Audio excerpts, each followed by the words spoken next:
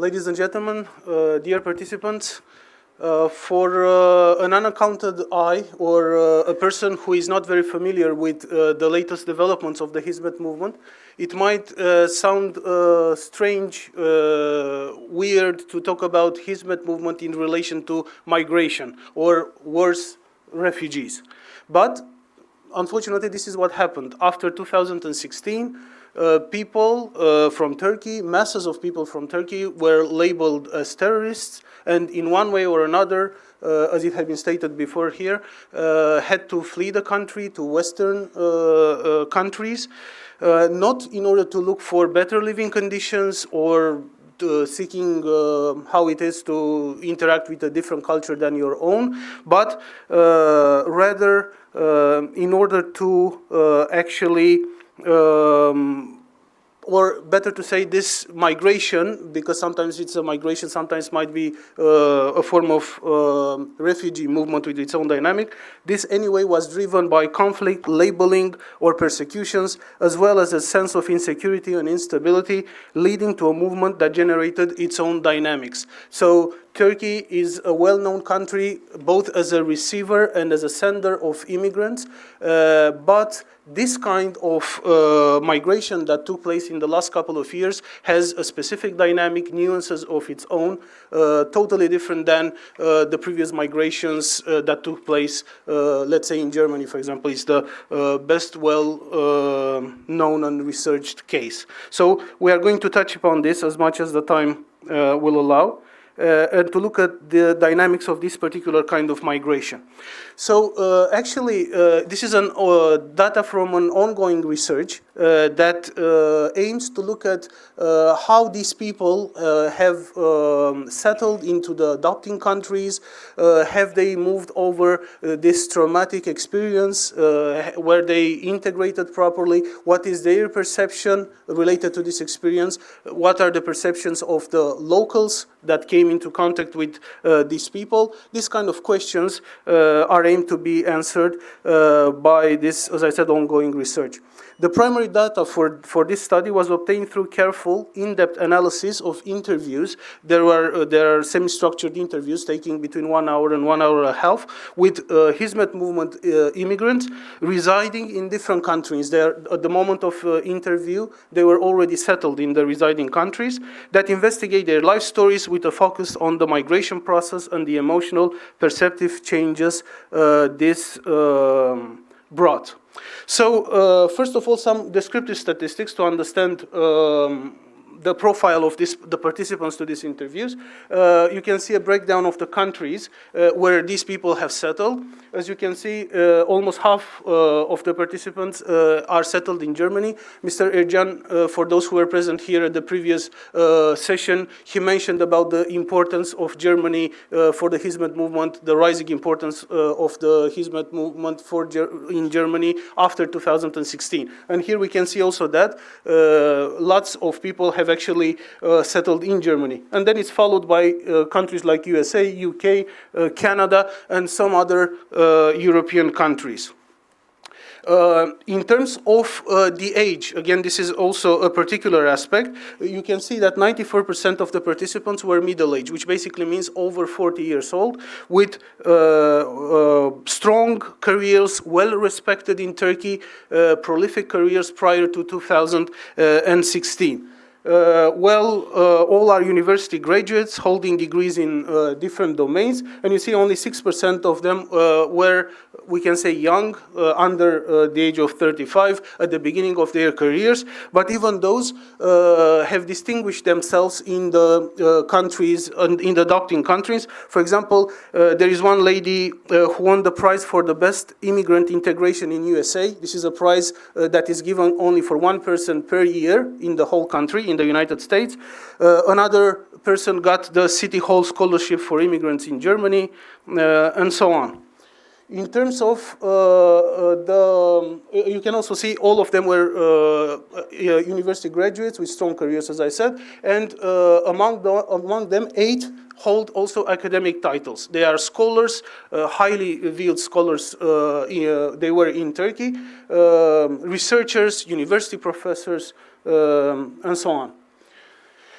In terms of the original domains of activities, again, you can see from this graph that almost half of the participants were active in domains like education and teaching, whether it is at pre-university level or at the university level, followed by another percentage, a significant percentage of people who were active in the economical sector, businessmen and so on. This is not surprisingly given the fact that, as you may know, the Hizmet movement had always distinguished itself, especially through the educational establishments that were highly seen, highly valued, both in Turkey as well as abroad. This means, of course, a specific status. It's possible only through educators, properly trained educators, that are backed by philanthropists, by businessmen, sponsors who are willing to invest in education. So this is why we have this breakdown here, but also interestingly, you can see that there are significant percentages of people, of immigrants, that were active in sectors like engineering, technology, especially IT here comes on the first place, but also health, medicine, and here basically I mean doctors and nurses. Also, what the study had revealed, the analysis of the data we gathered so far, it has shown that you can see a very significant percentage, more specifically 69%, there is a 69% retention rate of the domain of the activity in the adopting country. So basically this means that if they were teachers, they continued their career as teachers in the adopting country. If they were doctors, they did the same. Some of them also got at the universities, and they are also teaching at the university level as well, going through all the bureaucracy, getting the proper certificates and acknowledgements specific to the local government in that respect. And another significant percentage of the remaining people have also declared in the interviews that they are also willing to move on and gather their domain of activities they are specialists in. So in this analysis, we have looked at the data that we have gathered in this way through these semi-structured interviews, and through a specific methodology. I'm not going to get into it right now, but it's described in the paper for those who are interested. There had been some sub-teams that later merged into, you can see, 4 themes. This is a thematic analysis. This is why it's called like that. So 4 major themes had come out after the specific analysis of these semi-structured interviews. So in what follows, I'm going to very briefly and in a very concentrated way describe these themes, given the limited amount of time available, and then I shall close with the conclusion and hopefully give you a more general idea of the outcomes of this research. So you can see the 4 themes that came out, that merged after this analysis. So the first one, it's of course trauma, narration and resilience. This theme describes patterns of meaning across interview extracts that illuminate the psychological, relational and existential dimensions of migrant experiences. It reveals a trauma landscape that is multi-layered and deeply relational. The participants' experiences cannot be reduced to political persecution alone. Rather, they encompass familiar rupture and grief, professional erasure and institutional betrayal, community-driven stigmatization and identity fragmentation in exile. There are lots of examples, specific cases that came out from these interviews. So these narratives reflect what migration scholars describe as ambiguous loss. This ambiguous loss, this is a term, a recurrent term, a very common term used in the literature, that describes a form of grief without closure, intensified by political exile and the impossibility of return. So it's a state of improbability, of unknown, whether they will be able to come back to the country in their future life. People who were not able to attend their parents' funerals or close relatives, people who have not been talking to their brothers and sisters for years, and so on. Several participants articulated experiences of institutional betrayal, where the very systems they had served turned against them. One interview described receiving an appreciation diploma from the Minister of Health, he was working at that time at this organization, only to be abruptly dismissed afterwards. The juxtaposition of recognition and expulsion underscores the arbitrariness of the purge and the psychological disorientation it produced. Beyond state persecution, participants described a secondary layer of trauma stemming from community hostility. Again, there are lots of examples. I'm not going to get into details now. Just to give you one, maybe most striking example of social exclusion, was a man expelled from the mosque he was going to every day, this in quote. Given the centrality of religious spaces in community life in Turkey, as in any Muslim country, this expulsion constituted a symbolic excommunication.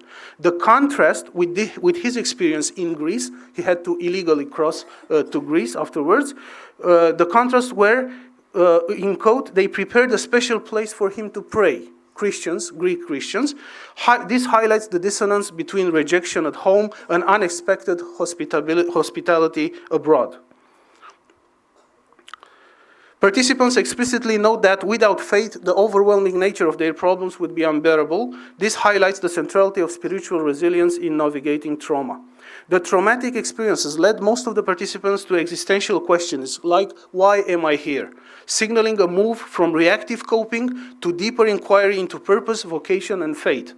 Existential questioning reframes circumstance as an invitation to discern meaning beyond survival. This interpretative turn can reorient agency, guiding choices about community building, testimony, and future aims. Which brings us to the second theme that looks at the second natural step that should follow, the social integration. What's the state in this respect? So this second theme highlights how migrants interpret integration not only as adapting to host societies, but also as actively contributing through education, intercultural dialogue, and community service, while simultaneously negotiating stigma and misrecognition. It coherently captures how Hizmet migrants interpret integration as a two-way process, adapting to host norms while offering civic and educational contributions, describing the range of consistent and sustained efforts to represent themselves and fight stigma. The analysis revealed that migrants interpret their present not as passive assimilation, but as a service-oriented contribution consistent with the movement ethos of Hizmet, which, as we all know, means service. Thus, integration is perceived as both a challenge and an opportunity. Professor Paul Weller had a paper published in 2022 where he mentioned this dual aspect of integration of the Hizmet movement representatives. Regardless of the type of job performed, all participants consider themselves well integrated in their field of work with warm and cordial relations, in quote, to their colleagues, as one of the persons interviewed described.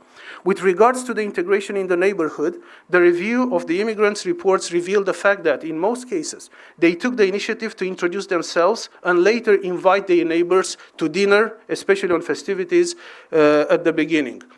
Mr. Clayton, again, he talked at the previous panel and he was mentioning the friendship dinners. So as we can see here, the tradition continues even in this context.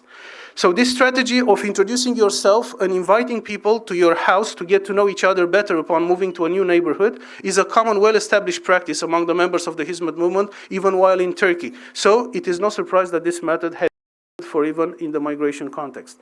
Local people have responded positively to the immigrants' initiatives, as could be understood by their accounts in this matter, because we also got to talk to neighbors, colleagues, and other representatives. Now they pay visits to each other's houses regularly, while in some cases they leave their house or their children in the care of their immigrant neighbor while being away for a longer period. There is also one case when the interviews had the local person, a widow, decided to donate their house to the immigrant's family. Okay, experiences of transformation and identity construction, very briefly. This theme illustrates the fact that for Hizmet members, migration after 2016 was not simply a forced relocation, but a profound reconfiguration of identity, belonging, and worldview. Narratives reveal migration as death and rebirth, a window of hope, a path to global citizenship, and a crucible of resilience. Generally, migration is perceived as a transformative journey, one that teaches tolerance, humility, and the discovery of self in a global context. Migration after 2016 was more than exile. It was a profound reconfiguration of values. Their accounts reveal lessons about the sanctity of humanity, the centrality of liberty and justice, the transience of life, and the need for purposeful resilience. Participants' narratives about the overall experience with the migration process reveal a wide range of subjective perceptions and perspectives. Thus, for some of the migrants, the experiences felt like opening a new white page in life, quote, a metaphor of rebirth, pointing to the novelty character of the migration with its strong potential of starting a whole new life. For instance, migration was described as a great occasion to interact with Western cultures and to become citizens of the world. And I'm also moving to the fourth one then, the cultural encounters. The fourth theme emphasizes the encounter as a meeting point where traditions carried by migrants intersect with the cultural norms of the adopting country. Migration is not merely a geographical relocation, but a profound cultural negotiation. For members of the Hizmet movement, immigrating to Western countries, integration involves both adaptation and contribution, viewed as a site of mutual transformations. This theme explores recurring themes in migrants' narratives, highlighting their lived experiences and the reciprocal cultural enrichment between migrants and host communities. At the same time, it explores the cultural experiences of Hizmet movement immigrants in Western countries through the lens of faith, identity, and national identity. The interview accounts reveal how migrants perceive their responsibility as Muslims, how they negotiate stereotypes, and how they contribute to reshaping host societies' perceptions of Islam and Turkish identity. Themes include responsibility in representation, the transformation of perceptions through interaction, intercultural learning, and institutional recognition of migrants' contributions. You can see here in this diagram how these four elements flow into each other in a continuous pattern. It all starts with the responsibility in representation, being aware of your identity, interaction with the local people, the change in perception that takes time, of course, and this finally leads to the institutional recognition.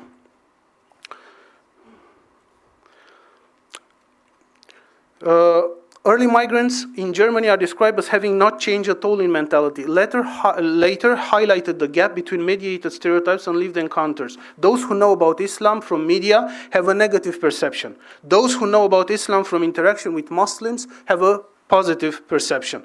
They believe their presence challenges media narratives, offering alternative representations of Islam. Actually, they were told many times, I have heard this, you are a different kind of Muslims. People found out about the real Islam through you. And actually, an integration director also acknowledged, since you changed our perception on immigrants, we need to work on new procedures that address your category. So the fourth one, the institutional recognition, comes into play. And finally, I'm just moving to the conclusions since we're very short of time. So this study demonstrates that the post-2016 migration of Hizmet movement members constitutes a multidimensional process shaped by trauma, resilience, integration, and intercultural encounter. Taken together, the four themes reveal that this migration cannot be understood solely as a political event. Rather, it represents a profound reconfiguration of personal identity, social belonging, moral orientation, and cultural engagement. The narratives analyzed illustrate how forced displacement unfolds simultaneously as rupture and reconstruction, loss and opportunity, vulnerability and agency. Across the accounts, trauma emerges as a deeply relational and existential experience. Participants describe family fragmentation, institutional betrayal, social stigmatization, and the erosion of professional identities as central components of their displacement. These experiences reflect forms of ambiguous loss, moral injury, and epistemic violence that extended beyond the initial act of persecution. It is also evident that integration is interpreted not as a passive adaptation, but as a service-oriented reciprocal process. Despite initial downward mobility and the challenges of language acquisition, participants rebuild their professional lives through volunteering, persistence, and the transfer of expertise. Their high job retention rates and successful reintegration into specialized fields underscores both their adaptability, and the structural value they bring to host societies. Integration is framed as a two-way process. Migrants contribute civic engagement, educational labor, and community building practices while embracing local norms and institutional frameworks. Their presence challenges stereotypes about Islam and Turkish identity, offering alternative representations grounded in ethical conduct, dialogue, and everyday interaction. Through hospitality, intercultural learning, and civic participations, migrants contribute to reshaping local perceptions and, in some cases, influencing institutional approaches to integration. While emotional ties to Turkey persist, most participants now locate their sense of home in their countries of adoption. It was mentioned here as well. So for most of them, the new country of adoption is really the new home. A small number of people are considering, actually only two of the participants were considering going back to Turkey if the conditions permit. So this is a reflection of a reconfigured understanding of belonging that differentiates affection for people from disillusionment with state institutions. This migration is not merely a response to political repression, but a profound process of becoming, one that reshapes identities, worldviews, and the possibilities of coexistence in pluralistic context. This analysis positions the migration of Hizmet members as a theoretically rich case that illuminates the intersections of trauma, agency, ethics, and intercultural negotiations with its own dynamics that could be compared to the previous kinds of migrations in the history.